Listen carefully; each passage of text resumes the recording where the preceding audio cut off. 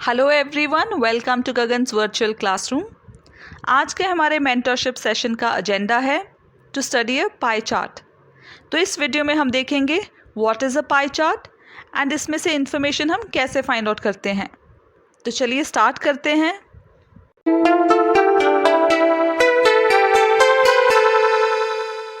So the question is observe the pie chart carefully and answer the questions that follow. तो हमें इस pie chart को ध्यान से स्टडी करना है और आगे दिए गए क्वेश्चंस के आंसर्स फाइंड आउट करने हैं। तो सबसे पहले हम जानेंगे what is the pie chart. Pie chart is a circle divided into several parts to show how the total amount of something is divided up.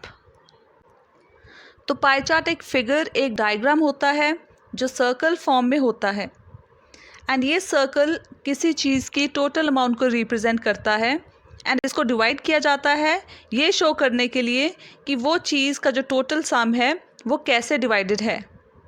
For example यहाँ पर जो सर्कल है ये रिप्रेजेंट करता है वाटर जो हम यूज़ करते हैं। तो टोटल अमाउंट ऑफ वाटर है ये सर्कल एंड इसको डिवाइड किया गया है पार्ट्स में ये शो करने के लिए कि वो वाटर हम कितनी परसेंटेज में किस चीज़ में यूज़ करते हैं। फॉर एग्ज़ाम्पल हम शावर लेने के लिए 16.8% वाटर यूज़ कर रहे हैं, क्लोथ्स वॉश करने के लिए 21.7 और ऐसे ही बाकी चीज़ों में भी बताया गया है कि हम पानी कैसे यूज़ कर रहे हैं। तो ये हमारा पाई चार्ट होता है जिसमें से हम इंफॉर्मेशन फाइंड आउट करते हैं। तो ऐसे ही पाई चार्ट जो हमें दिया गया है हमारे क्वेश्चन में, इसमें से हम देखेंगे कि कैसे इन्फॉर्मेशन रिट्रीव करनी है एंड क्वेश्चंस के आंसर्स फाइंड आउट करने हैं। तो हमें टोटल 5 क्वेश्चंस आंसर करने हैं।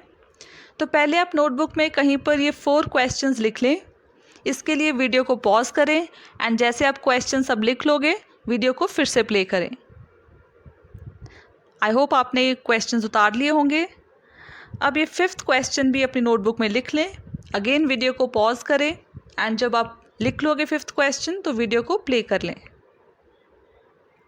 आई होप आपने 5th क्वेश्चन भी लिख लिया होगा। अब हम ये देखते हैं पाई चार्ट। तो वो जो 5 क्वेश्चंस हैं उनके आंसर्स आपने इस पाई चार्ट में से ढूंढने हैं। तो पहले आप खुद ट्राई करें, अगेन आप वीडियो को पॉज करके वो 5 क्वेश्चंस के आंसर्स इस पाई चार्ट से ढूंढने की कोशिश करें। उसके बाद आप वीडियो को प्ले करें एंड फिर हम डिस्कस करेंगे क्वेश्चंस के आंसर्स और आपने देखना है कि आपके कितने आंसर्स करेक्ट हैं। आई होप आपने आंसर्स फाइंड आउट कर लिए होंगे। तो चलिए अब हम इस पाई चार्ट को एक साथ स्टडी करेंगे एंड क्वेश्चंस के आंसर्स डिस्कस करेंगे। तो स्टूडेंट्स, जब भी पाई चार्ट दिया होता है उसके टॉप या बॉटम में एक लाइन में ये बताया जाता है कि ये पाई चार्ट किस चीज़ को रिप्रेजेंट कर रहा है। तो यहाँ पर लिखा है percentage of liking of various instruments by teenagers. तो इस पाई चार्ट में हमें क्या शो हो रहा है कि कितने परसेंटेज ऑफ लाइकिंग टीनेजर्स में किस म्यूज़िकल इंस्ट्रूमेंट के लिए है। तो टीनेजर्स होते हैं वो बच्चे जो अपने टीन्स में हों।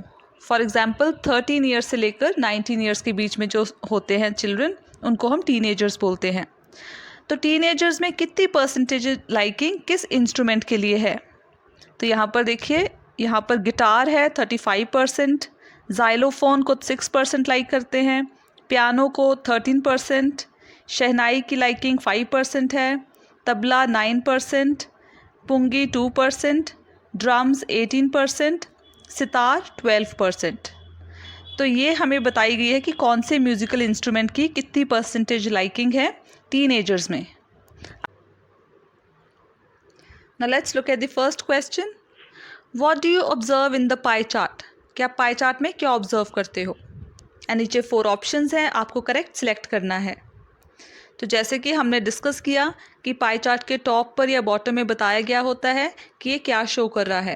तो यहाँ पर लिखा है percentage of liking of various instruments by teenagers.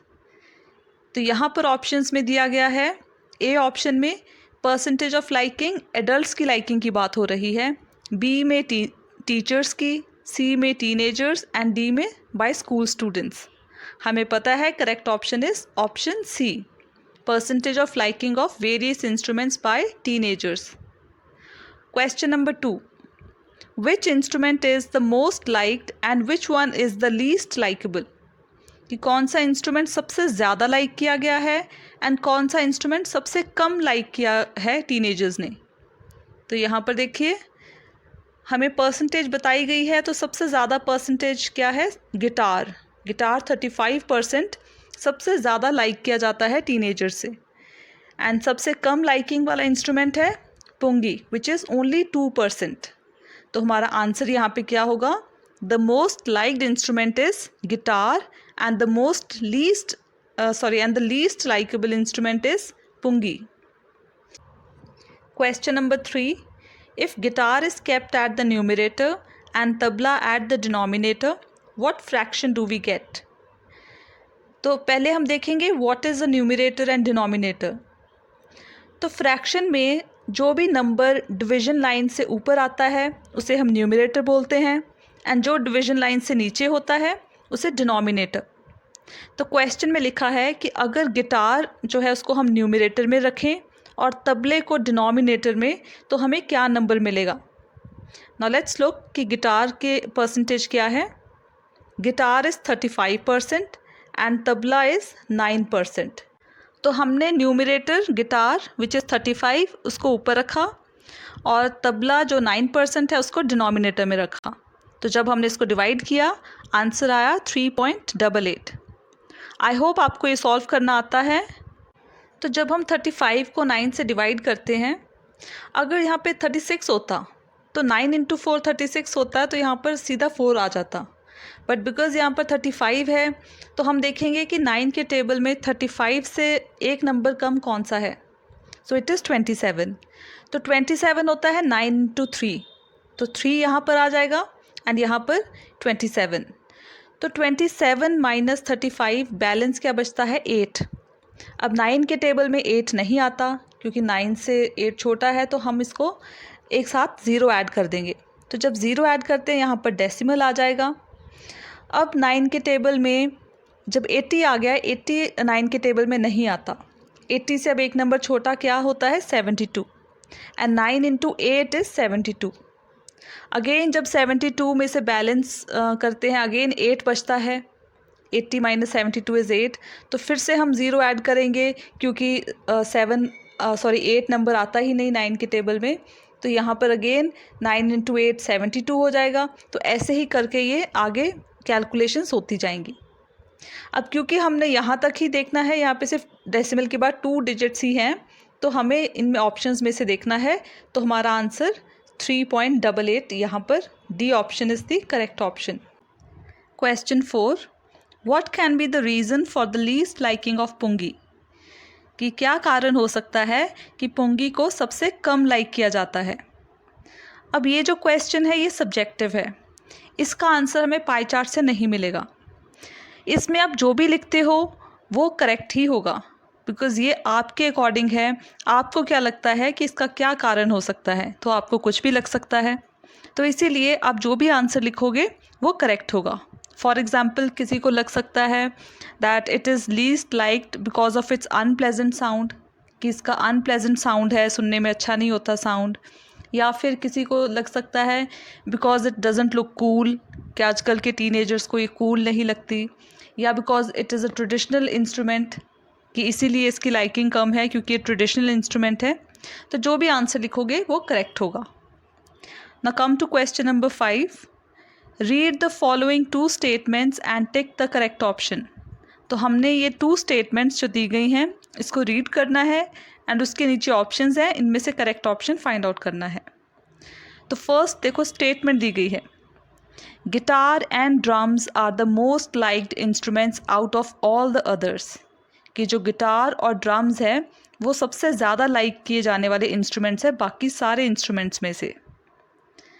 And नीचे स्टेटमेंट दी गई है रीज़न मतलब कारण, pungi and shehnai are traditional instruments, कि जो पुंगी और शहनाई है वो ट्रेडिशनल इंस्ट्रूमेंट्स है, मॉडर्न नहीं है। ओके, तो अब हम ऑप्शंस देखेंगे। तो सारे ही ऑप्शंस में फर्स्ट पार्ट में एस एंड आर के ट्रू या फॉल्स होने के बारे में बात की गई है, कि एस फॉर स्टेटमेंट कि ये ट्रू है या फॉल्स, वैसे ही आर जो रीज़न है ये भी ट्रू है या फॉल्स है। तो पहले हम ये देखेंगे फर्स्ट स्टेटमेंट ट्रू है या फॉल्स। कि गिटार एंड ड्रम्स सबसे ज़्यादा लाइक किए जाने वाले इंस्ट्रूमेंट्स हैं। तो यहाँ पर देखिए गिटार 35% सबसे ज़्यादा लाइक किया जाने वाला है। देन ड्रम्स 18%, ये भी बाकियों से ज़्यादा लाइक किए जाने वाला है। तो फर्स्ट स्टेटमेंट हमारी ट्रू है कि गिटार और ड्रम सबसे ज़्यादा लाइक किए जाने वाले हैं। अब second statement, pungi and shehnai traditional instruments हैं, तो ये भी राइट है। सो दैट मीन्स ये हमारी जो फर्स्ट कंडीशन है कि एस एंड आर दोनों ही ट्रू हैं। तो ये देखिए यहाँ पे both S and R true, ये भी ठीक है, यहाँ पे भी ट्रू लिखा है। दैट मीन्स सी और ई जो है एंड डी, ये तीनों क्रॉस आउट हो जाएंगे बिकॉज इसमें एक जो है स्टेटमेंट को फॉल्स बोला गया है। दैट मीन्स हमें ए एंड बी में से फाइंड आउट करना है कि करेक्ट ऑप्शन क्या है।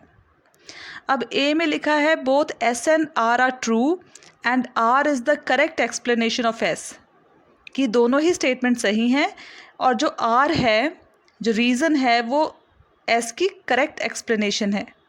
मतलब इसका रीज़न यही है कि जो गिटार और ड्रम सबसे ज़्यादा लाइक किए जाने वाले हैं, वो इसका रीज़न क्या है, क्योंकि पुंगी और शहनाई ट्रेडिशनल इंस्ट्रूमेंट्स है।